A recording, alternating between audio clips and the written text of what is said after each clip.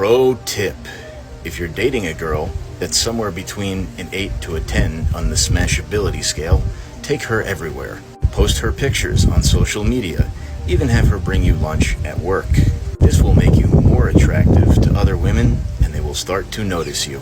Beautiful women are frequently attracted to men that are taken based on a pre-selection basis, because another beautiful woman is with him. If she can get with him, it means she's beautiful too. And in their eyes, if a guy like you can score an 8 to a 10, you must be doing something right. They need to know what that's about. FLCS, follow, like, comment, share. To be honest with you, me and Fresh always have a theory. When a woman shares a resource with a man for a prolonged period of time and she's in a provider position, it's never going to be permanent. There's always a shot clock to that, because women are not comfortable sharing resources with men. It's like, you guys are not designed to do it. You guys are not designed to provide. As much as women want to sit there and try to, fit a square peg in a round hole, women are not built to be providers, leaders, or dominant. Masculine. That's masculine energy, and women don't tend to like to be in their masculine energy. So the reason why it's on Shade Room and everything else like that is because it's novel and it's rare, but it isn't going to last long. And a big predicator, actually, and Rolly, you can talk about this in more detail, as far as divorce goes or whatever, is if a woman gets a promotion or she out-earns her spouse, or let's say they met and they made the same amount of money, or she made less, but she ends up making more money than him. That's going to be a large predicator on them divorcing, because women are not built to lead. I always say it. If you let a woman lead, she'll lead you all right to the end of the relationship. And finances, unfortunately, allows you to be in a leveraged position where you can lead. It's just that when women are put in a leadership position, they don't really know how to operate.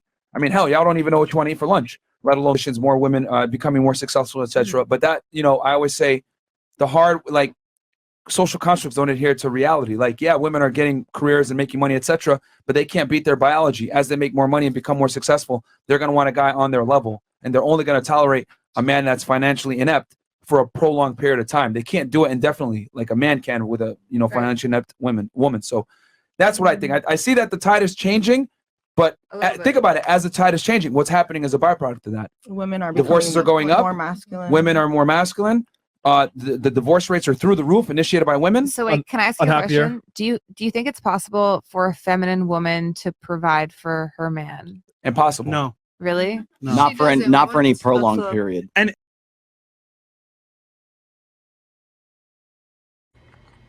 because you're a female, have some money. Because you followed me back, have some money. Because you text me back, have some money.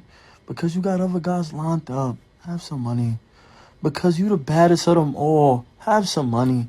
Because I can't find no one better than you, have some money!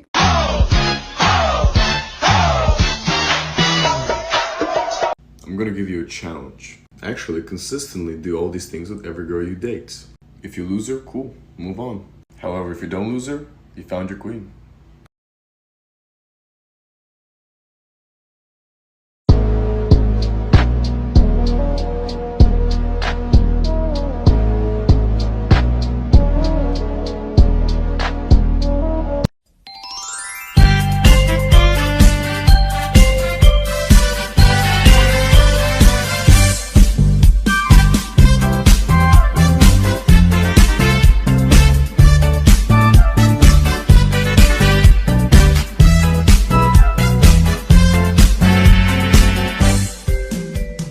Alright, to all of you men out there, the phrase, "who hurt you," because I noticed I've been getting that in my TikToks by all these other toxic females, is that that basically translates into, how'd you discover our playbook? How'd you crack our code? That's basically what she means. And that's just a shaming tactic for her, trying to get you men, these type of women trying to get you men back into being manipulated by them.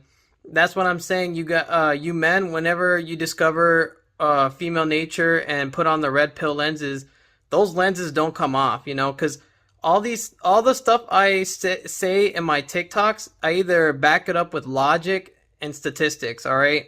And you just cannot make this shit up, all right? Because I personally experienced a lot of this, all right? And I could very well say that it is very true about a lot of the things I say, because I bring in a lot of logic, statistics, and some stories that I have experienced of back then when, I used to date other women, all right? You just cannot make this shit up. So when a woman tells you, "who hurt you," that's just a shaming tactic so they can get you back into being manipulated by them, and do not be that guy, because I want y'all to stay true to yourselves, and I know I'm going to stay true to myself, and there's no fucking way I am going to go back into being blue-pilled, all right? Take this advice. This is your Uncle Luis, out. You give an ugly guy a chance, he thinks he rules the world. I swear to God. If you give a broke girl a rich boyfriend, she's going to downplay her when I act like she worked for that money. First time? Yeah, you? No, not my first time. Men are stupid and I don't respect them. If you still go out and you buy a girl drinks, you're shooting yourself in the foot. She's just taking advantage of what's given to her. But why, do you ask? Take advantage of guys, how do they do that? Free drink! He'll buy your drinks at a bar. If men are so strong, how are they so easily subjugated by women? More or less everything here, at least in the US, is harder for us. One, we have to enter the draft. We can't opt out of parenthood. We're more likely to be victims of abuse, more likely to be victims of workplace violence, more likely to be victims of workplace or military deaths. We take all the hard, dirty, tiring, laboring jobs. What do we have to show for that?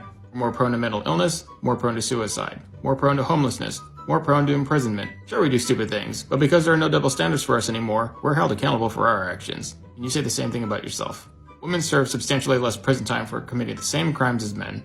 More scholarships are awarded to women. There are more women in college than men. Women in their 20s are making more than men. Women have substantial advantages in the court system despite winning in pretty much everything else. You can avoid accountability like the plague. Women implicitly know they're winning at everything, and because of that they cling to improper statistics, false narratives, like the income inequality gap. Turns out it's their own fault they're losing, if you could even call it losing.